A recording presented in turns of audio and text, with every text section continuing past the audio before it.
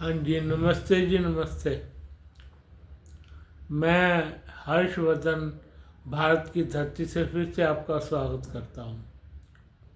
मैं हर्षवर्धन भारत की धरती से फिर से आपका स्वागत करता हूँ और साथ में अपने सब्सक्राइबर भाइयों को सलाम करता हूँ जिन्होंने मुझे लाइक किया है, सब्सक्राइब करते हैं भाई।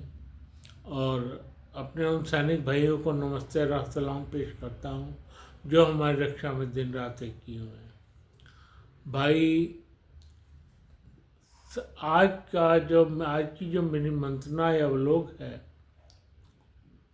वो ऐसे देश के ऊपर है जो भारत पर हमेशा से बुरी नज़र रखता आया है भाई। और थोड़ी मोटी ज़मीन नहीं उसने हासिल की। भारत की बहुत सी ज़मीन हासिल करके भी उसका पेट नहीं भरा और वो लगातार हमारे देश पर बुरी नज़र रखता आया है भाई। एक तो पाकिस्तान है, दूसरा है चाइना, जिसमें से चाइना बहुत ज़्यादा खतरनाक है भाई। और इस चाइना की वजह से कितने ही कितनी बार हमको रुसवा होना पड़ा है भाई। तो आज का मेरा व्लॉग या मंत्रणा सिर्फ चाइना पे होने वाली है भाई। मैं भारत को चाइना से आगाह करना चाहता हूँ कि हमेशा चाइना से सतर्क रहो। और एक बात और बता देता हूँ कि देर सवेर कभी भी लड़ाई छिड़ सकती है। क्या क्या वो छिड़े 25 सालों में, 15 सालों में, 10 सालों में भाई। अब तो ये लड़ाई कम से कम लगा लो 10 साल तो छिड़ ही सकती है आगे, क्योंकि जब तक उसका एक कारण है। उसका कारण है, कारण क्या है वो मैं आगे बताऊंगा आपको। पहले इस क्या कहते हैं, चाइना पर कुछ 2-4 बातें कर लें। भैया आपको पता है चाइना जब से पीछे पड़ गया हमारे, जब से जवाहरलाल नेहरू हमारे देश के प्राइम मिनिस्टर थे, जगह जगह उसने ये बात साबित करी कि मैं चुप नहीं रहने वाला। और हमारे प्रधानमंत्री जवाहरलाल नेहरू जो थे वो चाइना की बातों में आते रहे हुए। सन 62 तक उसकी बातों में आते रहे भैया। सन 47 से लेकर 1962 तक। तो आप ये हिसाब लगा लीजिए ये कितना घटिया देश है भाई। अपने लिए होगा बढ़िया, ये ठीक है कि उसके कुछ जो है हमसे कम है, वो क्या कहते हैं, भारत की डेमोक्रेसी में बहुत से दाग है, ये दाग उसमें कम है। ये बात मानते हैं कि वो भारत की डेमोक्रेसी में यकीन नहीं रखता भाई। ये बात भी मानते हैं, लेकिन वो भारत का वेल विशर नहीं है भाई। आपको सूझी, आप पूछेंगे मुझसे तो आपको ये क्या सूझी चाइना पर बनाने की। भाई मैं कभी भी इस तरह का व्लॉग मैंने चाइना पे नहीं बनाया, पर आज मैं मजबूर हो गया भाई। अब उसने नई डिमांड पेश कर दी है। वो डिमांड क्या है? अरुणाचल प्रदेश दिमाग उसका है लद्दाख की तरफ, लेकिन अरुणाचल प्रदेश में उसने गड़बड़ शुरू कर दी है भाई। क्या हुआ? नया अरुणाचल प्रदेश में। भाई वहाँ की एक क्या कहते हैं, कार्यकर्ता नहीं कह सकते, इंडिया की इंडिया की एक वुमन थी जो कि यूके में रहती थी, लेकिन उसको इंडिया से प्यार था। तो इंडिया से प्यार होने के चलते उसने सिर्फ भारतीय वोटर ही अडॉप्ट कर रखा था। उसने भारतीय पासपोर्ट अडॉप्ट कर रखा था भाई। उसने सदा से ही भारतीय पासपोर्ट को अपना माना है। 15-16 साल हो गए उसको यूके में अपनी सदस्यता लिए, लेकिन उसने उन सदस्यता की बिल्कुल परवाह नहीं की। उसने भारतीयता अपनाई। अब जब वो जापान जा रही थी तो उसका प्लेन का एक वो था कि उसको शंघाई में उतरना था, वहाँ से उसने डिबोर्ट कर जाना था, उसे उतर के दूसरा प्लेन लेना था। उसके पास पासपोर्ट इंडिया का था भाई। अब जब वो लड़की उतरी शंघाई में तो वहाँ के कुछ अधिकारियों ने उसको ये बोला कि इंडियन पासपोर्ट वैध नहीं है। उधर जब वो इमिग्रेशन उसका क्लियर हो गया, सारी चीज़ क्लियर हो गई, वहाँ के कुछ अधिकारियों ने पकड़ के उसको अपने साथ ले गए और ये कहा कि इस तरह का कोई भी पासपोर्ट वैध नहीं है इंडिया का, तो ये गलत बात है। तुम 12 घंटे 15 घंटे उसको बगैर कुछ खाए पिए बिठाए रखा भाई, बिठाए रखा। उसका क्या कहते हैं, अगला प्लेन भी छूट गया उसका, वहाँ की वो भी कैंसिल हो गई जो उसने जापान के एक होटल में करवाई थी, उसकी इस तरह की सारी कैंसिल हो गई। तो अब वो क्या करे, अब उसको ये बताया गया या तो आप इंडिया वापस जाओ या जहाँ से आई हो वहाँ वापस जाओ, पर उसने ये बात नहीं मानी। उसने ये कहा तुमने मुझे उस वक्त टिकट क्यों दिया जब मैं टिकट वहाँ से ले रही थी, अपना पासपोर्ट इंग्लैंड से ही मेरे को बोर्ड ना करने दिया जाता भाई उस प्लेन में, तुमने प्लेन में कैसे बोर्ड करने दिया। इस बात का जवाब चाइना के पास नहीं था भाई, बिल्कुल नहीं था इस बात का जवाब चाइना के पास। तो देर से वो उसको तंग करने के बाद उसने दूसरी फ्लाइट ली और बॉम्बे क्या कहते हैं जापान चली गई हुई, और साथ में ये कह दिया कि अरुणाचल प्रदेश को हम अपना मानते हैं। तुम जब अपना मानते हो, वो अरुणाचल प्रदेश की वोमेन है, उसको जाने क्यों नहीं दिया? तुम्हारा क्या मोटिव था भाई? उसको जाने देते, तुम इतना ही अपना मानते हो तो अरुणाचल प्रदेश को क्यों नहीं जाने दिया भाई? बताओ आप मेरे को, आप जब अरुणाचल प्रदेश को अपना मानते हो, वहाँ का पासपोर्ट की भी जरूरत नहीं है, इतनी बड़ी आपने वो कर रखी है, पूरे वर्ल्ड में फैला रखा है ये बात, तो तुमने अरुणाचल की वुमेन को किस तरह से 15 घंटे बिठाए रखा जबकि उसके पास सब कुछ वैध था? बताओ आप। इसमें और कुछ नहीं है, इस तरह लोगों को परेशान करना।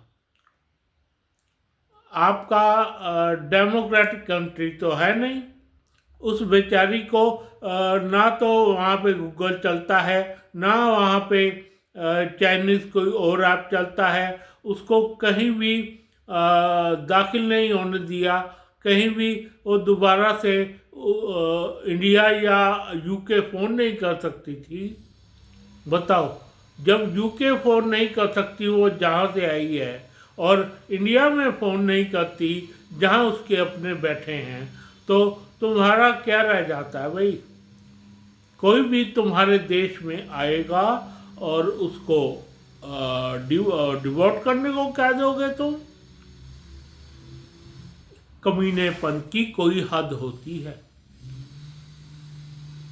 कोई हद होती है। पर नहीं कि आप लोग तो क्या कहते हैं, आपकी कंपनी तो महान है, महान देश है आपका, तो महान देश है आपका, इसलिए आपने उस लड़की को ही जाने क्यों दिया? उसको सदा के लिए अपने यहाँ कैद क्यों नहीं कर लिया? भाई बहुत चाइना की बहुत गलत हरकत है ये। तो आगे से जो भी मेरे भाई सुन रहे हैं, जो अरुणाचल प्रदेश के भाई सुनेंगे इसको, वो कभी भी चाइना पे यकीन ना करें, ना उस देश में होके कहीं और जाएं। या तो डायरेक्ट फ्लाइट लें, या इंडिया आते हुए फ्लाइट लें, या कहीं और से फ्लाइट गेन करें। चाइना में जाने की ज़रूरत नहीं है। चाइना जाओगे तो ऐसे ही ये लोग परेशान करेंगे भाई। हाँ, तो ये तो होगी एक बात कि चाइना ने कितना परेशान किया। अब भाई इनसे बात करने में इंडिया बात करेगा तो क्या करे? उसने भेज दिया, कह देंगे जी हमने तो वापस भेज दिया। इंडिया ने उस पर बात नहीं करी, ऐसा नहीं है बात नहीं करी, लेकिन जब तक वो वोमेन वहाँ से निकल चुकी थी भाई जापान के लिए दूसरे प्लेन में। अब बात ये आती है कि आप ये क्यों कह रहे हो इतनी सी बात पे कि लड़ाई होगी? भाई आज तो मोदी जी हैं, आज तो मोदी जी हैं, तो इन्होंने इतनी बकवास कर ली भाई, तो गलवान हो गया भाई। मोदी जी थे तो गलवान हो गया। अगर गलवान ना होता तो कोई और पीएम होते तो, कोई और पीएम होता तो ये तो क्या कहते, कुछ भी कर सकते थे। अब बात ये है कि जब तक मोदी जी हैं तब तक ये लोग चुप है ना, इंडिया चाइना वाले तब तक चुप है, ज़्यादा कुछ ये कर नहीं सकते। तब तक चुप है तो ये देखना होगा देश के लोगों को, जो हमारा अगला पीएम आए वो मोदी जी जितना ही घेंट हो भाई, ताकि इन लोगों की हिम्मत ना पड़े दोबारा। हाँ जी, मैं सच कह रहा हूँ। इन्होंने जो गलवान में लेह लद्दाख में फैलाया हुआ है, इन्होंने जो काम इधर किया हुआ है, क्या कहते हैं, सिक्किम में किया हुआ है, इन्होंने जो काम अरुणाचल में किया हुआ है, भाई इनसे सावधान रहने की बहुत सख्त जरूरत है इंडिया को। सदा ही सावधान रहे, सदा सावधान। लेकिन भारत की सेना सावधान है, ये बात माननी पड़ेगी, ये बात माननी पड़ेगी। और गलवान के बाद इनको आँख तो हो गई है, इनको आँख हो गई है कि भाई अब अगर हमने कुछ किया तो छोड़ेगा नहीं इंडिया। दूर रहकर भले ही कुछ मर्जी बकवास ये लोग करते हैं, जैसे इस बार करी। तो अरुणाचल से लेके लद्दाख का पूरे भारतवर्ष का कोई भी आदमी है, इनके पास ना जाए भाई। इनके प्लेन में जाने की जरूरत नहीं है, कहीं दूसरा प्लेन पकड़ो। कहीं आप बचना चाहते हो, कोई भी, इनसे बच के रहो थोड़ा सा। भारतीय जनता ये करे भाई, बिल्कुल भी इनके साथ लगने की जरूरत नहीं है। अब अब मैं क्यों कह रहा हूँ इन ये सब आक्रमण होगा? भाई बात सुनो, अगर ये तो मोदी जी हैं हमारे देश के मोदी जी हैं, तो ये इतना गंद फैला सकते हैं। ये मानो अगर हमारा पीएम थोड़ा सा कमजोर हुआ तो क्या होगा भाई? अगर हमारा पीएम थोड़ा सा कमजोर हो गया तो ये क्या क्या गुल खिलाएंगे भाई? इनको गुल खिलाने नहीं देने हैं, इनको गुल खिलाने नहीं देने हैं। अगले 10 साल तो खैर मोदी जी हटते नहीं हैं। 10 साल के बाद कोई भी पीएम आएगा तब ये आक्रमण जरूर करेंगे। तब हमारे देश की सेना को और दृढ़ हो जाना चाहिए, और दृढ़ता आ जानी चाहिए। जितनी अब दृढ़ता है उतनी और आ जानी चाहिए भाई। उसके बाद इनका हाल देखना तुम। अगर तुम एक बात और बता देता हूँ, ये अरुणाचल को अपना बताते हैं तो भाई तुम लेह लद्दाख से या ये जो हमारा पर्वत है कैलाश पर्वत, इसके आगे के एरिया को अपना बताना शुरू कर दो, और सारे के सारे नक्शे बनवा लो दूसरे। तब इनके देखो कितना कुत्तापन होता है इनमें।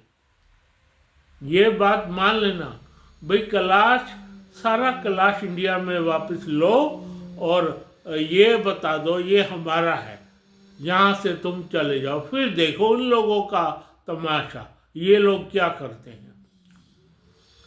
तुम घुसो अरुणाचल प्रदेश में आओ तो सही, घुसो तो सही। ना तुम्हें नानी याद आ जाए तो कहना, चाइना वासियों, ना तुम्हें नानी याद आ जाए तो कहना। एक बात सुन लो, अगर तुम ये सोचते हो कि इंडिया हार जाएगा, एक मिनट के लिए मान भी लिया जाए इंडिया की थोड़ी सी हार होगी, तो रहोगे तुम भी कहीं के नहीं रहोगे तुम भी। ये बात मान लेनी चाहिए चाइना वासियों को कि तुम भी इतनी बुरी हार होगी तुम्हारी, इतना कुत्ता काम होगा तुम्हारे साथ कि तुम भी कहीं के नहीं रहोगे। ये सुन लो चाइना वासियों, अगर तुमने हमारे साथ लड़ने की कोशिश की तो तुम भी कहीं के नहीं रहोगे। और मैं इंडिया की सेना को कहता हूँ भाई अपने नक्शे रिवाइज करे, और अगर ये अरुणाचल में घुसते हैं तो हम इधर से घुसेंगे। बिल्कुल यही होना चाहिए इन लोगों के साथ, तभी इन लोगों को अकल आएगी। खैर, मैं अपनी उस सेना को सलाम पेश करता हूँ जो हमारे लिए दिन रात एक किए हुए है भाई, और अपने सब्सक्राइबर भाइयों को सलाम पेश करता हूँ जो मुझे सब्सक्राइब करते हैं, लाइक करते हैं। धन्यवाद। Okay, bye.